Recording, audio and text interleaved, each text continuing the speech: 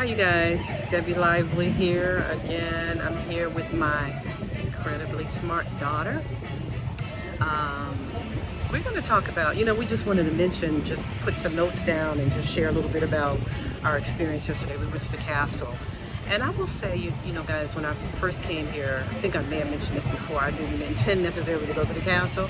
I said I was going to let it be divinely directed. If I felt like I needed to go, then I would go. And yesterday in a meditation, I felt like divine was telling me, okay, go to the castle. So we went to the castle yesterday, and we just wanted to share just some thoughts.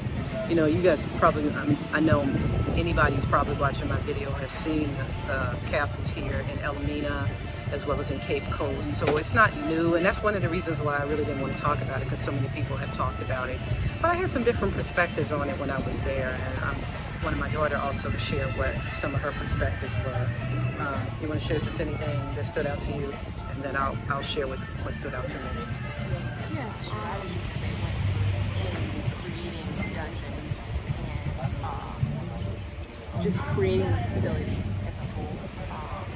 I know one other thing that was really interesting, how it was strategic, was just, I know you were going to kind of mention this too, was how far the men were from the women, and just how they understood the dichotomy of that and how they needed to keep us separated like that. Yeah, so that was really interesting. And also the church, just how they spoke about the Anglican Church being founded on top of the dungeon, on top of where one of the rules where the men were being held. It was just really profound how they started their church and started their religion on top of that, directly on top of that. So I thought that was really profound as well. And when she says directly, she means a church. For those of you guys who haven't been to the dungeons, here's the church right here. The men were kept beneath the ground in the dungeon quarters right beneath the church. So the church literally sat on top of where they were, the men. So they were having religion and church right here, and then just like mutilating and doing horrific and horrendous things to people, men just below the church. So just the hypocrisy of that, right?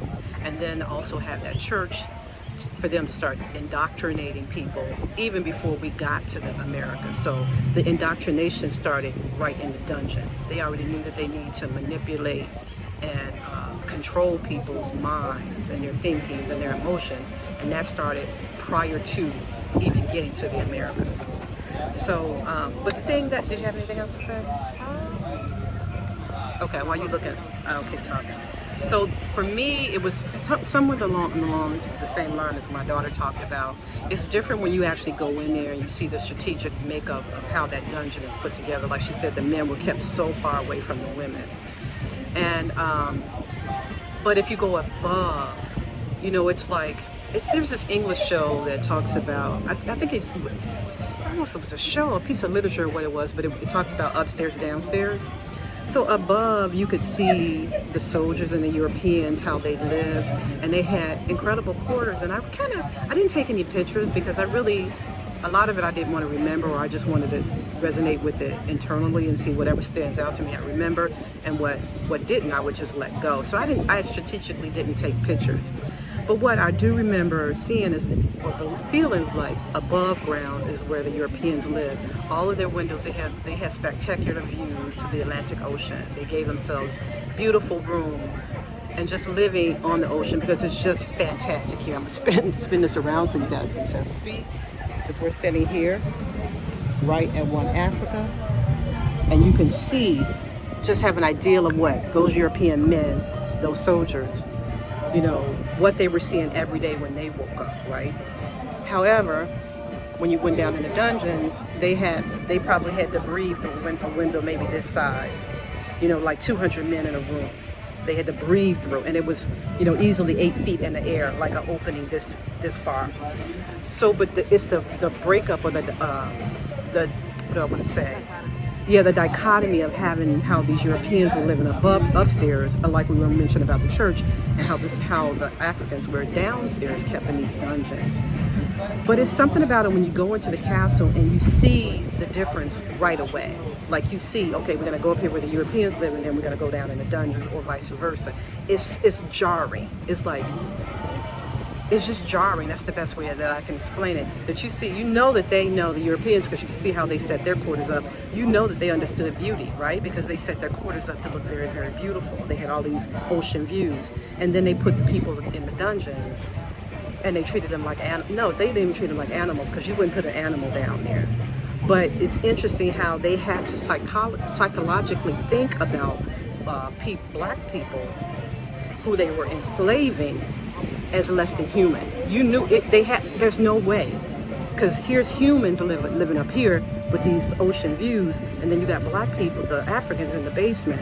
There's no way that you could rationally put people in those kinds of situations if you had not already deemed them less than human. And it's jarring to see the disconnect between the two. It's jarring. So, okay. Okay. You gotta know when I start talking, I start talking. The other thing too that stood out to me, I'm gonna put a picture probably in this video, is where they kept the women at. There was this door, and you could see, and I'm gonna probably put the picture in this video. There was a door that was previously there, but they bricked it in. They bricked the door in, where the soldiers would come and open this door, and they had direct access to the women. So the way the guide explained it, he said they would open the door and they would choose the women that they want. And any women who, disobeyed or didn't go along or didn't submit, they had other quarters for them, which I guess they were tortured and put in like a kind of an isolation kind of place. But it was interesting, like my daughter was saying, the strategy of it, like the men were all the way on the other side of the castle, and the women were just here as easy pickings for the Europeans to just come and choose them, and do with them whatever they chose to. But they specifically thought it through. They knew that when they came in there, they wanted to do this to the women. By the way, that you can see the way it's structured, how this door was put there so that they would have easy access to these women. So they came into the castle knowing what they wanted to do to the women. And you can see the way they built it. They built it with that psychology. And that is just sick to me on so many levels. So that's two things that stood out to me. All right. Anything else? I think too, kind of going along with the strategy that they had, was just how they controlled the walk. There was a tunnel underneath, and the women, they didn't have to go through that tunnel. No. But like the men, they had to go through that tunnel. It was from, like we said, they were on the complete opposite end, so they had to go underground, and they never came up, through that walk. But they had like a kind of a window that soldiers would come and shout at the people. Yeah. And just how they controlled that walk, and understood that they needed to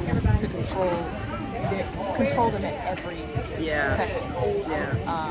Moving them from one place to another, understanding their vulnerability, right. And how few Europeans it was compared to Africans. That was really interesting. Right. Yeah, you can see that there was major psychological war on the men.